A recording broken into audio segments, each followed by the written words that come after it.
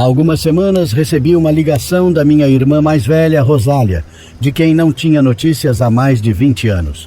Essa ligação trouxe de volta lembranças antigas e dolorosas que eu achava ter esquecido para sempre. Mas deixe-me começar do começo. Como eu comentava, graças ao apoio dos meus tios Eduardo e Cristina, pude ter uma vida que poderia ser considerada normal. Família, escola, amigos, mas nem sempre foi assim. Há muito tempo, talvez eu tivesse uns 7 anos, eu morava com meus pais e minha irmã Rosália, que deveria ter uns 10 anos em uma fazenda em Rondônia. Meu pai era agricultor, tinha umas terras herdadas dos meus avós, onde plantava milho e feijão, e minha mãe era professora, dava aulas na escola primária da região. Naquela época, eu estava no jardim de infância e minha irmã já estava no 5º ano. Meus pais eram pessoas humildes, mas nunca faltou comida em casa nem material escolar para nós. Eles eram boas pessoas, nunca se metiam com ninguém e quando podiam ajudavam os vizinhos. Tudo parecia ir muito bem, até que um dia começou a circular um boato na região de que tinham chegado à cidade os filhos de Dom Eusébio Hernandes, um velho cacique e agiota da região que tirava as terras das pessoas pobres quando elas não podiam pagar suas dívidas. Ele se sentia intocável até que seus 3 filhos tiveram que fugir à meia-noite depois de uma briga, em que mataram um jovem e seu primo de uma fazenda próxima. A família das vítimas os perseguiu em busca de vingança, mas os 3 tiveram tanta sorte que conseguiram escapar. Então, o velho Dom Eusébio se sentiu desprotegido e com medo de que a família dos jovens assassinados se vingasse, decidiu se esconder por um tempo até que as coisas se acalmassem. Desde então, deixou os vizinhos em paz e tudo voltou ao normal por muitos anos. Até aquele dia, muita gente estava com medo, pois sabiam o que poderia acontecer com as velhas dívidas que tinham com Dom Eusébio. O pior era que também corria o boato de que todos esses anos que estiveram foragidos se envolveram com o tráfico de drogas. Para piorar, o prefeito eleito era parente da família dele. De um dia para o outro, as ruas do povoado começaram a ficar mais desertas do que o habitual. As pessoas evitavam o parque, a igreja ou o mercado quando algum dos Hernandes estava por perto. O mais triste foi que as terras de cultivo do meu pai ficavam ao lado da fazenda deles, e por muito tempo o velho Dom Eusébio tentou comprá-las por uma fração do preço. Como meu pai nunca aceitou, Dom Eusébio não nos via com bons olhos. Apesar do retorno dos seus filhos, parecia que eles não queriam chamar muita atenção. Em várias ocasiões, quando acompanhei meu pai para colher a safra, vimos os 3 irmãos passarem várias vezes com seus rifles atravessados no peito. Eles davam bom dia ao meu pai e seguiam em frente. Meus pais não eram pessoas de briga, mas nos ensinaram a nos defender de quem nos fizesse mal. Lembro que um dia minha irmã Rosália chegou da escola com um olho roxo porque uma coleguinha a tinha batido no recreio. Meu pai, muito tranquilo, perguntou o que havia acontecido. Quando ela terminou de contar, ele olhou nos olhos dela e disse que nunca agredisse ou machucasse alguém sem motivo, mas que também nunca deixasse ninguém fazer isso com ela, olho por olho. A partir desse dia, sempre que chamavam minha mãe na direção da escola, era para reclamar que minha irmã tinha batido em quem mexesse com ela. Ela aprendeu bem a lição. Infelizmente, a história com meu pai foi diferente. Alguns meses depois da chegada dos filhos de Dom Eusébio, ele apareceu bêbado em frente aos nossos campos, onde meu pai e eu estávamos colhendo um pouco de milho. Começou a brigar com meu pai por uns metros de terra que, segundo ele, tinham sido invadidos. Meu pai o ignorou o máximo que pôde, não por medo, mas para manter a paz, e continuamos com o nosso trabalho. Então, Dom Eusébio se aproximou, começou a xingar meu pai e, ao ver que estava sendo ignorado, partiu para a agressão física. Meu pai era um homem muito forte e, com um único golpe, o derrubou no chão. Ainda meio atordoado, Dom Eusébio tentou sacar sua pistola, mas ela se prendeu no cinto. Vendo isso, meu pai, sem pensar muito, pegou um pedaço de madeira da porta e o arremessou com todas as suas forças. Acertou a cabeça de Dom Eusébio, mas ele ainda conseguiu disparar. Então vi meu pai cair de joelhos no chão. Corri até ele, pois sangrava muito no ombro. Como pude, ajudei-o a se levantar. Dom Eusébio não se movia, parecia morto, com uma grande ferida na testa de onde saía muito sangue. Nós fomos para casa o mais rápido que pudemos. Meu pai não reclamava, apenas cerrava os dentes com força. Mal conseguimos chegar ao quintal, ele caiu de joelhos novamente. Gritei desesperado para minha mãe. Ela e minha irmã correram para fora, e vi suas faces empalidecerem ao ver a camisa do meu pai toda ensanguentada. Nós três o levamos para dentro e o deitamos na cama.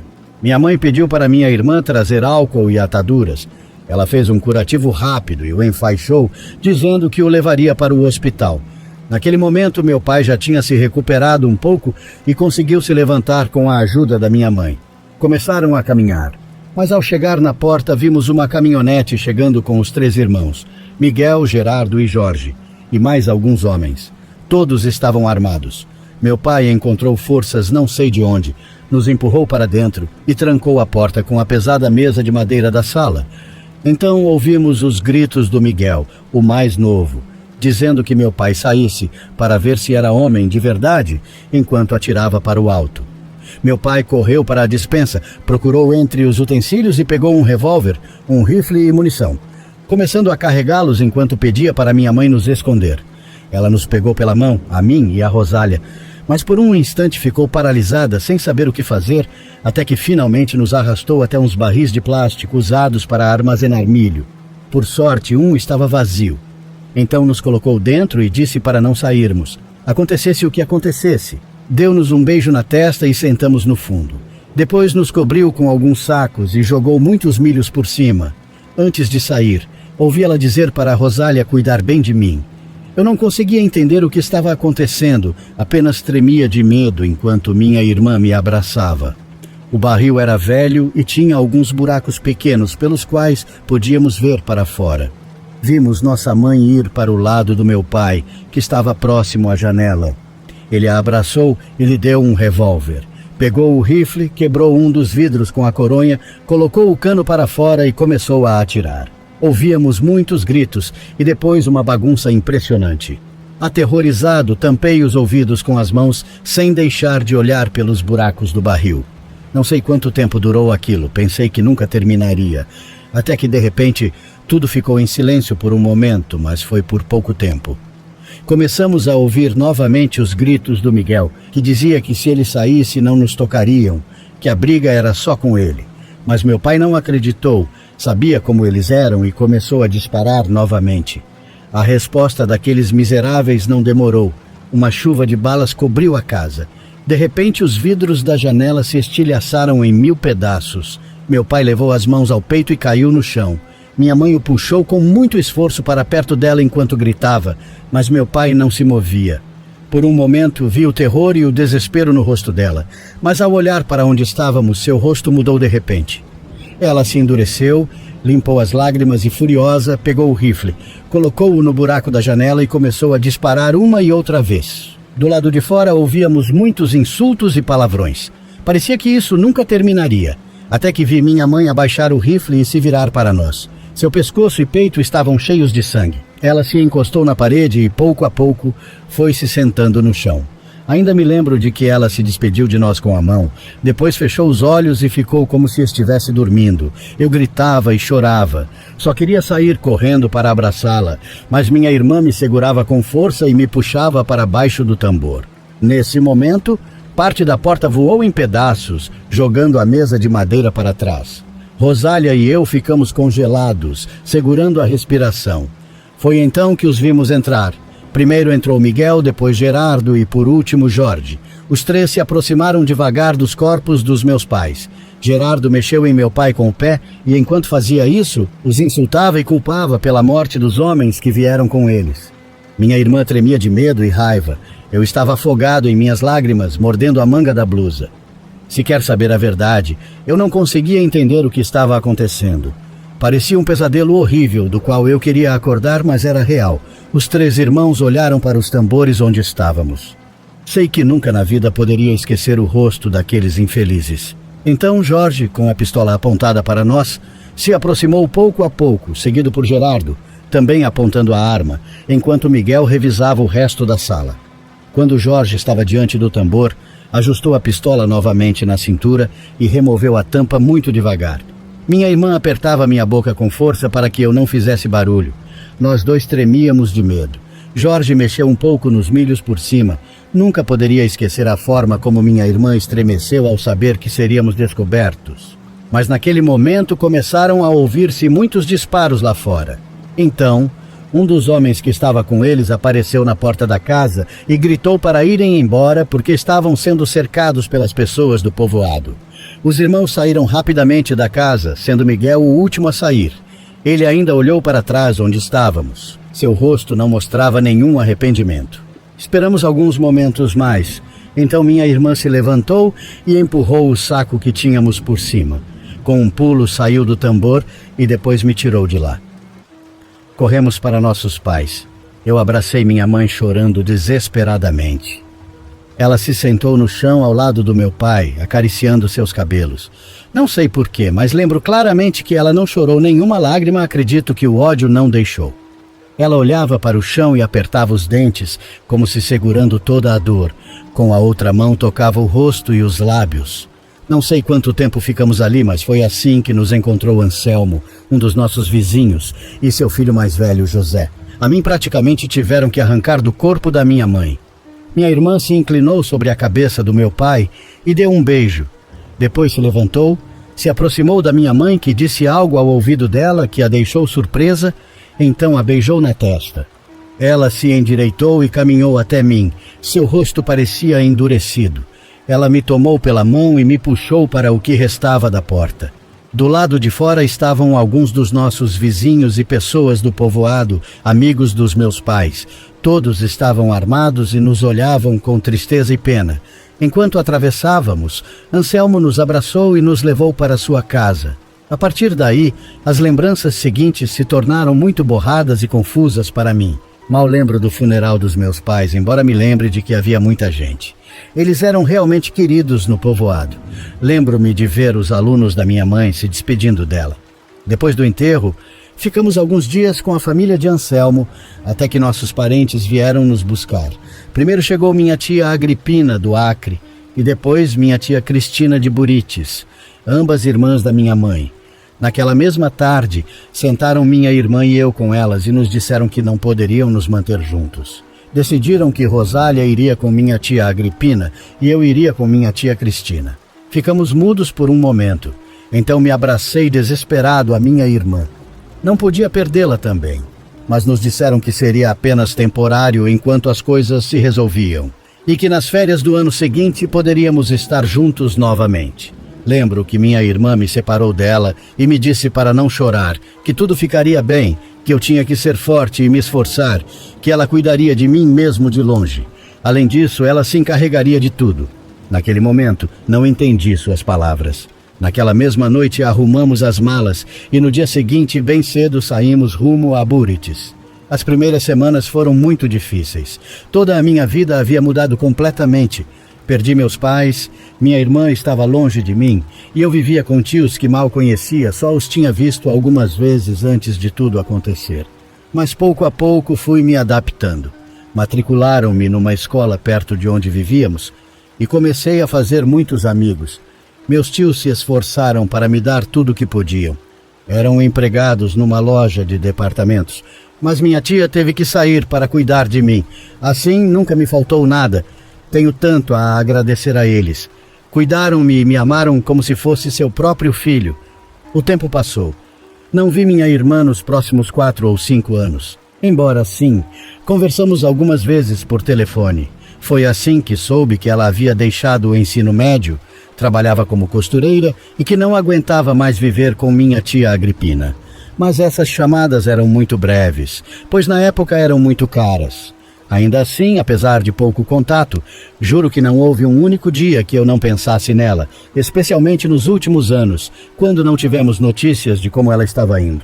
Então eu perguntava quase diariamente à mamãe Cristina sobre Rosália. Ela só me dizia que estava bem e que logo haveria. Eu acreditava no começo, mas os anos se passaram e as promessas também, e sem perceber, celebrei meus 12 anos longe da minha irmã. Naquela época foi quando sonhei pela primeira vez com aquele pesadelo horrível. Eu estava parado em um galho no alto de uma árvore, no meio de uma floresta sombria. Não lembro se era noite, mas dava essa sensação. Então, ao olhar para baixo entre as árvores, Via uma mulher de costas, vestida de preto da cabeça aos pés. Ela estava parada em frente a um homem de joelhos que suplicava desesperadamente por perdão. Os gritos daquele homem eram aterrorizantes. Ele dizia que não foi sua intenção, que não queria matá-los. Ao olhar melhor para aquele homem, percebi que ele estava mutilado dos joelhos para baixo. Parecia que seus pés haviam sido arrancados de uma só vez. Ele só se sustentava naquela mulher que o acompanhava. Então olhei para o rosto do sujeito e senti meus cabelos da nuca se arrepiarem, como se alguém os puxasse com força. Ele não tinha olhos. Haviam sido arrancados e em seu lugar havia 2 buracos negros ensanguentados. Apesar do terror que senti, o rosto daquele homem me era bastante familiar. Foi então que senti meu sangue ferver e os músculos de todo o meu corpo se tensionarem. Aquele homem era Miguel, o irmão mais novo dos Hernandes, um dos que haviam matado meus pais. Toda a compaixão que senti ao vê-lo sofrer e suplicar se transformou em um grande ódio e raiva. Ele merecia aquilo e mais. Embora me envergonhe dizer, me alegrei por todo o dano que estavam lhe causando. Como se a mulher tivesse lido minha mente, segurou a cabeça do homem com uma das mãos, que parecia uma garra de ave, com apenas 3 dedos longos e ossudos. De repente, enormes chamas de fogo começaram a brotar pelo corpo da mulher. O homem se retorcia e gritava tentando se soltar. Ao tentar afastar a mão que o segurava, bastou um segundo para que ele também começasse a arder por completo. Os gritos se tornaram mais fortes e aterrorizantes, parecendo que nunca terminariam, até que finalmente ele parou de se mover. A mulher soltou sua cabeça e o corpo do Miguel, que caiu pesadamente no chão. A mulher permaneceu imóvel por alguns segundos. Eu fiquei contemplando aqueles restos humanos até que a última chama se apagou sobre eles. Eu estava muito agitado e então, naquele momento, a mulher se virou para mim. Eu não podia acreditar. Era Rosália. Seu rosto, embora deformado e cheio de cicatrizes, sorriu para mim e começou a rir macabramente. Aterrorizado, tentei dar um passo para trás no galho onde estava, mas meu pé escorregou. Não consegui me segurar e caí no vazio. Parecia que a árvore era muito alta e, quando estava prestes a me chocar contra o chão, acordei chorando e ofegante.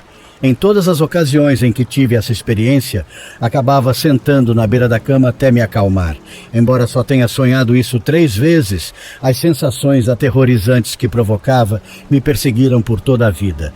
Naquela mesma tarde, após ter tido pela primeira vez aquele pesadelo horrível, lembro que estava fazendo minha lição de casa na mesa da sala de jantar, quando ouvi mamãe Cristina contar ao papai Eduardo que, pela manhã, familiares do vilarejo dos meus pais haviam telefonado para informar que encontraram Miguel, o mais jovem dos Hernandes, morto.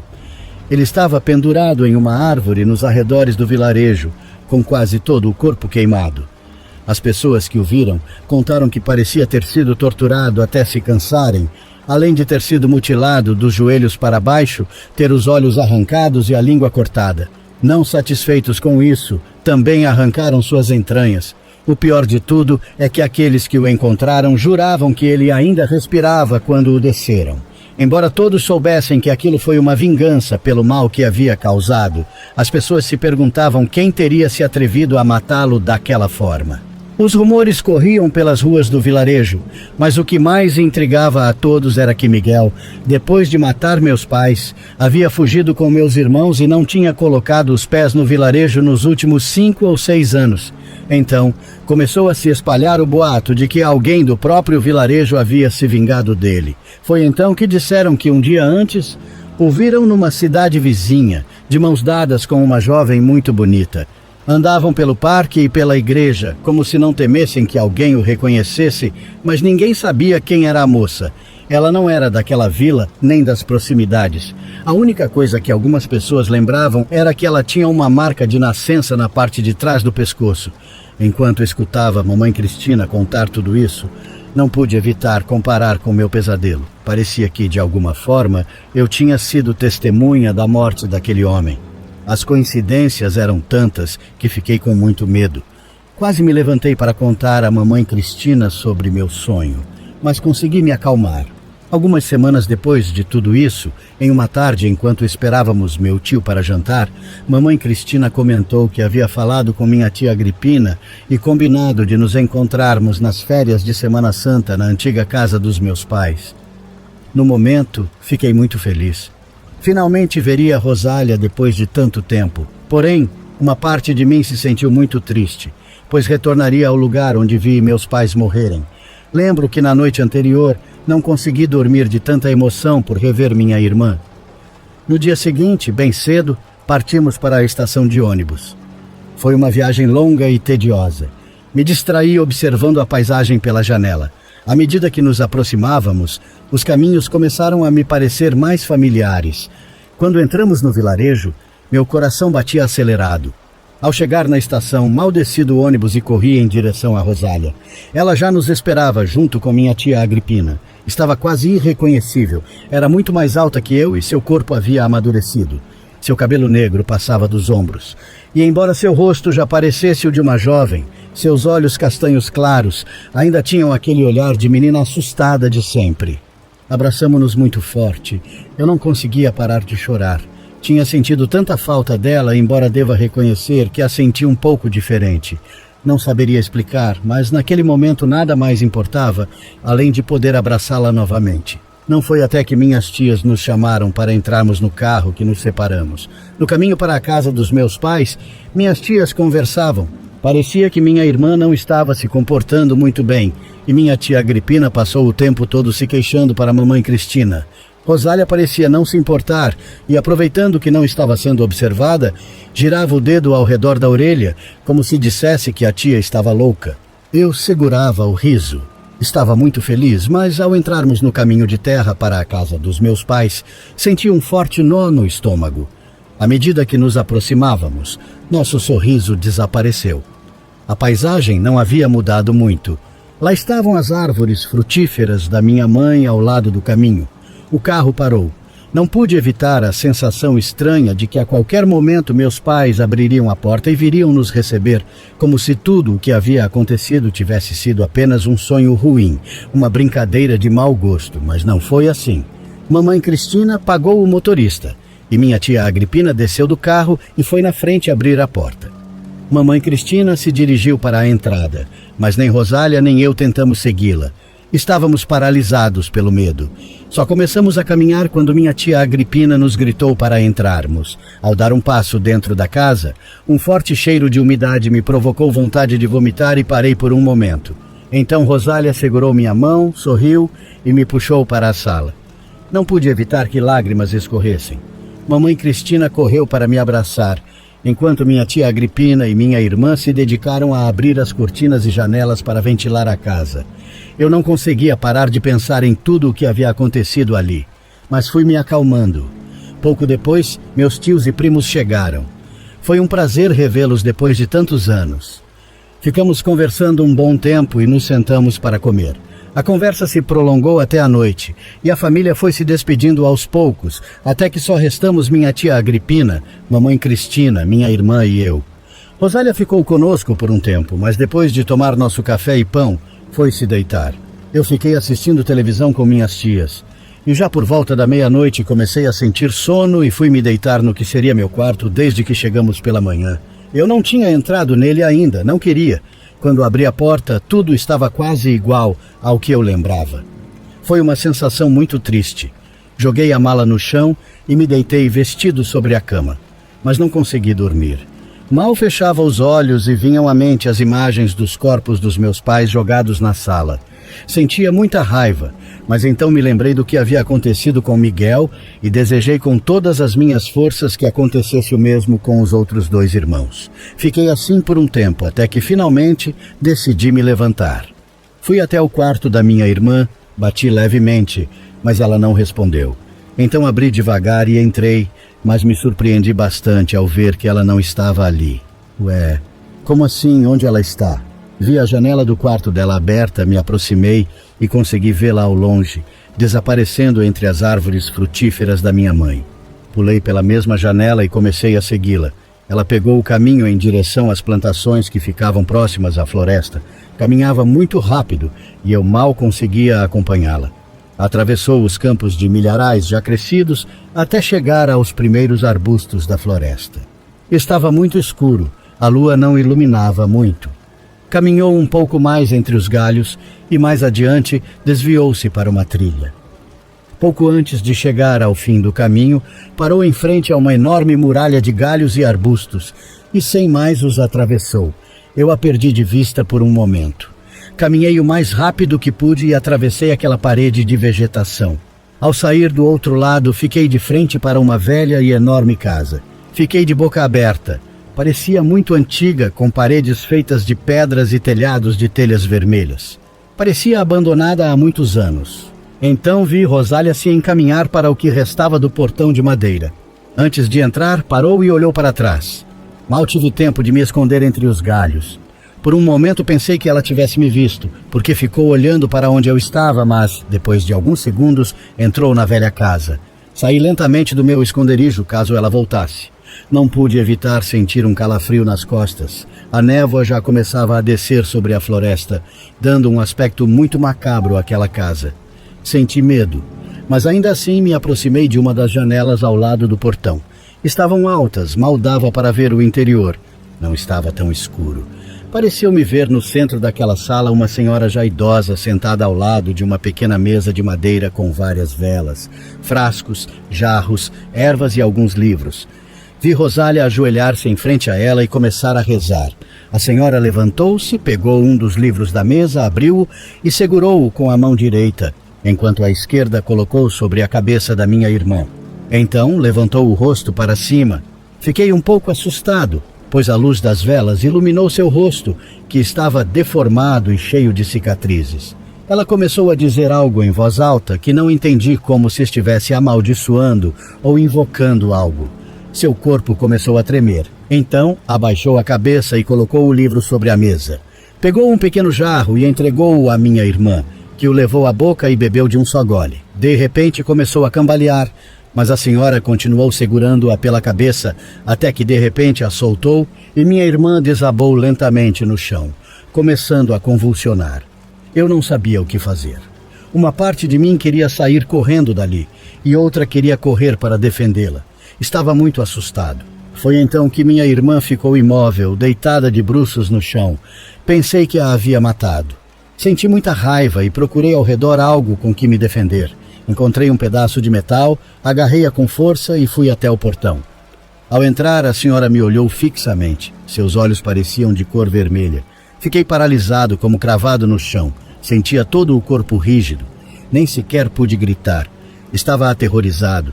Então pareceu-me ver que minha irmã se movia despertando. Rosália se endireitou lentamente e ajoelhou-se novamente diante da senhora, que então deixou de me olhar. Ela se aproximou da minha irmã, colocou a mão na sua bochecha e começou a examinar seu rosto. E então aconteceu. Minha irmã virou-se para mim e seu rosto era o mesmo que tinha no meu pesadelo, deformado e cheio de cicatrizes. Recuei horrorizado e joguei o metal que tinha nas mãos. Comecei a correr em direção à muralha de galhos. Atravessei-a e continuei correndo com todas as minhas forças. Mal conseguia ver onde pisava. Cheguei à trilha. Sentia que o coração ia sair pela boca. Atravessando a floresta, ao chegar aos campos de milharais, me ocorreu olhar para trás. Foi então que as vi. 2 pequenas bolas de fogo saltando sobre as árvores da floresta, perseguindo-me. Nesse momento, meti o pé em um buraco e caí de cara no chão. Minha cabeça bateu tão forte contra o solo que não consegui me levantar. Sentia tudo girar e os olhos se fecharem, como se pesassem muito. Em desespero, tentei me levantar algumas vezes, mas os braços se dobravam. E então, num piscar de olhos, ao abrir novamente os olhos, já não estava deitado entre os milharais. Estava no alto da árvore, como aconteceu no meu pesadelo. Era a mesma floresta sombria, com névoa, e no meio de um círculo de árvores estava minha irmã, de costas para mim, vestida de preto. Aos seus pés havia um homem de bruços no chão, com as costas todas rasgadas e ensanguentadas. Ele se arrastava lamentavelmente em direção às árvores, como se tentasse escapar dela. Rosália permanecia imóvel, mas então deu alguns passos e ficou de frente para ele. Depois colocou o pé sobre a cabeça do homem, afundando-lhe o rosto no lodo em que se arrastava. Fez isso por alguns minutos. O homem lutava violentamente, tentando se libertar, mas era em vão. Quando parecia que ia se afogar, Rosália tirava o pé e o homem levantava o rosto, puxando o ar desesperadamente. Fez isso várias vezes, parecia que gostava muito desse jogo perverso. Então, tentei ver o rosto desse homem. Em uma das vezes, consegui distinguir entre o lodo o rosto deformado, como se tivesse sido brutalmente espancado. Era do maldito Gerardo, o irmão do meio dos Hernandes. Já não sabia o que sentir, se ódio ou pena. De repente, Rosália se agachou sobre ele e, com uma só mão, pegou-o pela cabeça e o jogou como se fosse um boneco de trapo. Isso era impossível, já que ele era o dobro do tamanho da minha irmã. Mesmo assim, ela o levantou acima da cabeça. Parecia que seu braço se alongava. Gerardo chutava e deixava escapar gemidos leves de dor, até que finalmente ficou imóvel. Então, Rosália o jogou com fúria contra o chão. Levantou o olhar para mim e sorriu de uma maneira tão sinistra que senti todos os pelos do meu corpo se arrepiando. Assustado, tentei dar um passo para trás, tropecei e caí no vazio. Quando estava prestes a bater no chão, acordei.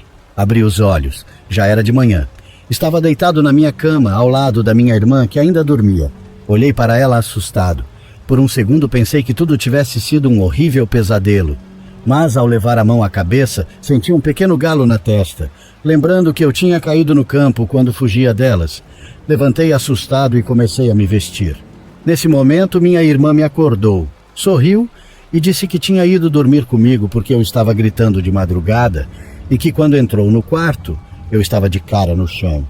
Ela me levantou e ficou massageando o golpe que eu tinha dado na cabeça, mas em nenhum momento eu acordei. Obviamente não acreditei nela, não podia ser só um sonho tudo o que tinha visto e sentido. Mesmo assim, não disse nada. Tentei sorrir, terminei de me arrumar e descemos para tomar café da manhã. Estávamos tomando café quando chegou meu tio Júlio, o mais novo da família da minha mãe, e o único que ainda morava na cidade. Ele nos deu bom dia e foi direto para a cozinha. Então, ele falou muito sério com minha tia Agripina e minha mãe, Cristina. Continuamos tomando café, mas, quando fecharam a porta da cozinha, minha irmã fez um gesto para nos aproximarmos. Colamos a orelha na porta e ouvimos meu tio contar que, quando voltava do moinho, encontrou seu compadre Joaquim, o chefe da polícia da cidade, que estava todo apressado e parecia assustado. Apenas parou para cumprimentá-lo, e quando meu tio perguntou para onde ia com tanta pressa, seu compadre respondeu que haviam encontrado morto outro dos Hernandes, Gerardo, o do meio na vereda Roja, muito perto da velha estrada Cocal. Meu tio seguiu seu compadre e, quando chegaram, encontraram um corpo de bruços sobre uma grande poça de lama e sangue. Ele disse que as costas do corpo estavam todas rasgadas, como se tivesse sido atacado por uma enorme besta. Seus braços e pernas estavam queimados, e meu tio jurou para minhas tias que ainda cheirava a carne queimada, como se tivesse acabado de acontecer. O pior foi quando ajudou seu compadre a virar o corpo. Mal puderam reconhecê-lo, seu rosto estava desfigurado de tanto apanhar, não tinha olhos nem língua, e suas entranhas estavam expostas. Meu tio disse que o fedor era insuportável.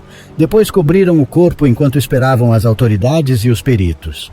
Minha tia e minha mãe ficaram mudas por um momento, mas então minha tia Agripina começou a dizer que era o que mereciam, e mais por todo o mal que nos tinham feito, e começou a chorar.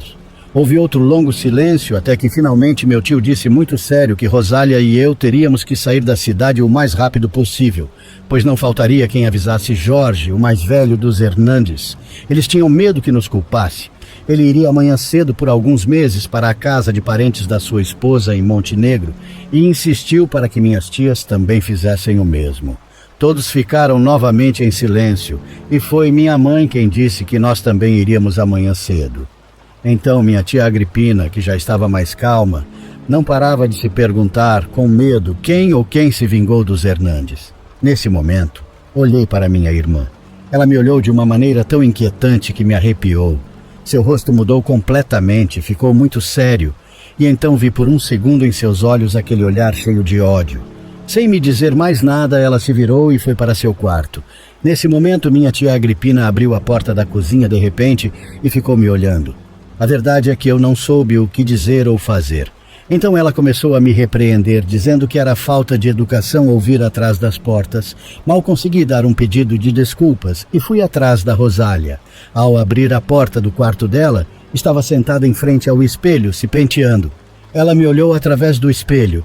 Eu fui até sua cama e me deitei. Nesse momento, ela prendeu o cabelo de um lado, deixando o pescoço descoberto, e foi então que vi aquela marca de nascença na nuca.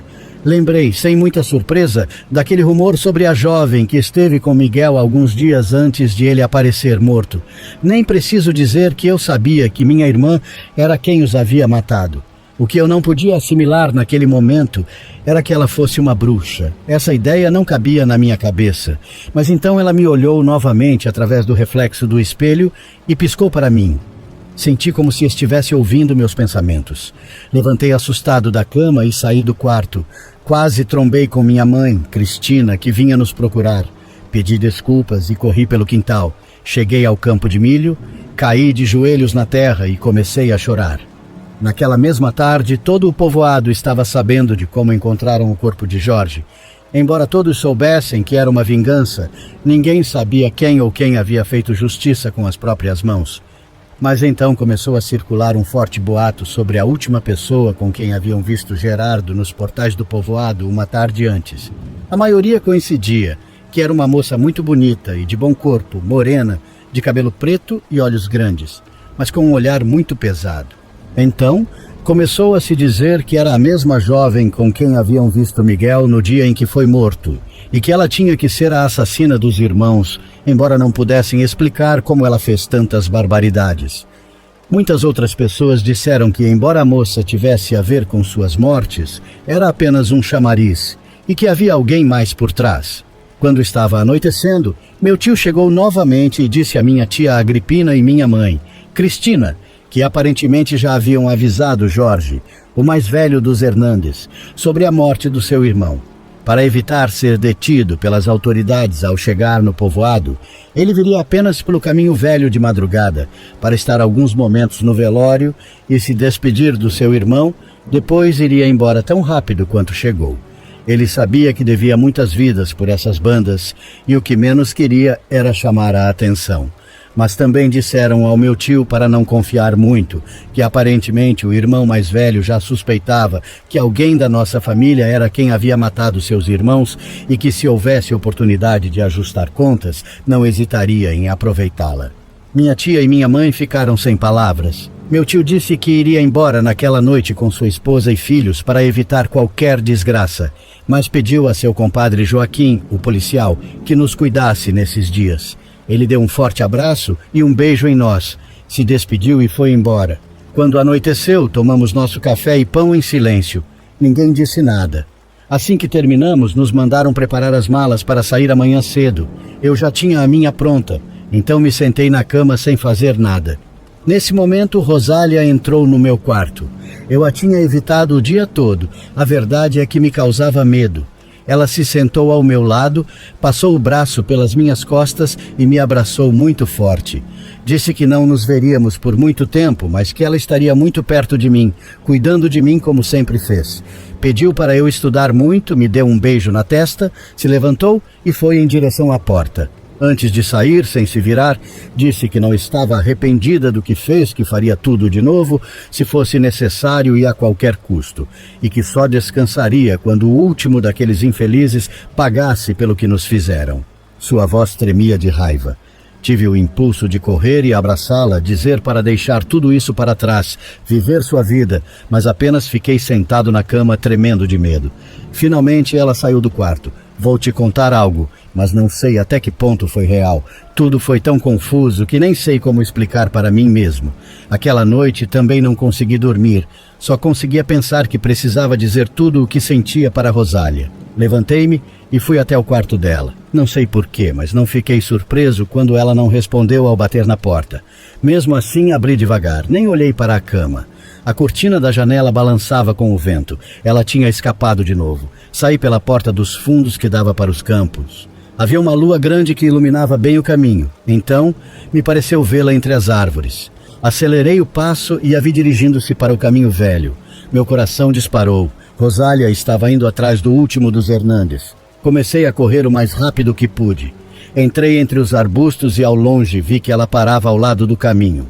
Também precisei parar para recuperar o fôlego. Então aconteceu. Vi com meus próprios olhos, aterrorizado, como ela começou a pegar fogo do nada, como se estivesse coberta de gasolina. Embora tenha começado pelas mãos, em um segundo as chamas cobriram todo o seu corpo.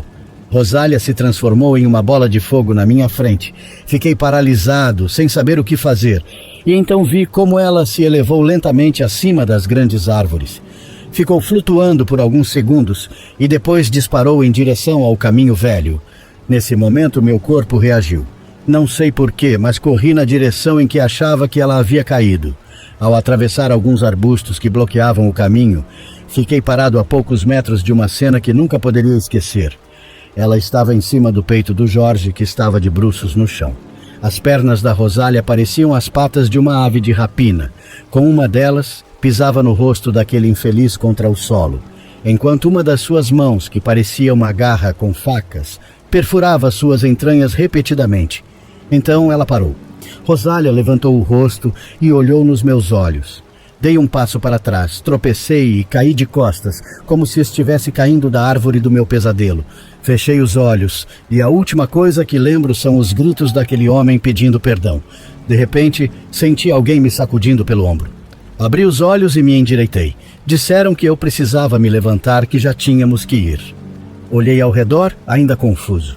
Embora estivesse escuro, sabia que estava no meu quarto. Saí da cama, ainda tremendo, e comecei a me vestir. Antes de sair do quarto, mamãe Cristina me disse que não tomaríamos café da manhã ali e que eu precisava me apressar porque o ônibus saía às 7. Assim que saí do quarto, fui ver Rosália. Mas quando cheguei ao quarto dela, a porta estava aberta. Espiei, mas a cama estava arrumada. Desci apressado e perguntei à mamãe Cristina por ela. Mamãe disse que ela tinha saído com a tia Agripina por um compromisso e que nos encontrariam na estação de ônibus para nos despedirmos. Juro que não conseguia assimilar tudo o que estava acontecendo. Quando saímos, um carro de aluguel já nos esperava para nos levar.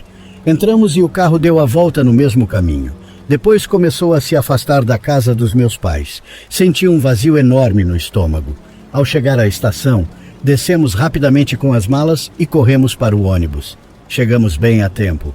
Acomodamo-nos em nossos assentos e então vi Rosália com minha tia na porta de acesso. Sem pensar, desci e corri até ela. Ela me abraçou muito forte. Seu rosto mudou por um segundo, o olhar de ódio desapareceu e seus olhos se encheram de lágrimas. Antes de nos separarmos, ela disse: "Já está tudo bem." Despedimo-nos e voltei para o ônibus. Foi a última vez que a vi, e isso foi há mais de 20 anos. A viagem de volta para casa foi longa e silenciosa. Dias depois, soubemos por alguns amigos do vilarejo sobre a morte do último dos Hernandes no Caminho Velho. Disseram à mamãe Cristina que aparentemente ele havia sido atacado por alguma onça vai saber, e como quase ninguém usava aquele caminho, outros animais acabaram devorando seus restos antes que alguém os encontrasse. Ele foi identificado por alguns artigos pessoais. Muitos rumores surgiram sobre os supostos justiceiros. Algumas pessoas do vilarejo ainda acreditam que foi alguém da nossa família, enquanto outras dizem que foi obra da jovem misteriosa que afirmam ter visto novamente na cidade. Muitos outros rumores dizem que foi coisa do demônio e que a jovem que os matou era uma bruxa vingativa. Nunca contei a ninguém durante todo esse tempo sobre meus pesadelos, sobre a verdadeira face da Rosália. Minha irmã nunca tocou no assunto de como ela fez a toda a vingança, se ela era uma bruxa e como aprendeu tudo isso. Tem uma coisa que me intriga até hoje. Quando minha mãe estava baleada no chão, Rosália se aproximou dela. E eu vi que a minha mãe disse algo no seu ouvido, e ela nunca me contou o que foi. Será que minha mãe praticava bruxaria e mandou Rosália procurar alguém? Olá, criatura assombrada. Ajude nosso canal a crescer. Por favor, comente. Diga se você já passou por alguma situação semelhante na sua vida. Algo semelhante a algum dos nossos relatos aqui de hoje. Teremos o prazer em lê-lo aqui. E por favor, não esqueça de compartilhar esse vídeo com seus amigos e familiares assombrados e assustados. E também peço que deixe o seu like e se inscreva em nosso canal. Isso é muito importante. Se você não fizer isso, já sabe, vou lançar uma maldição na sua vida.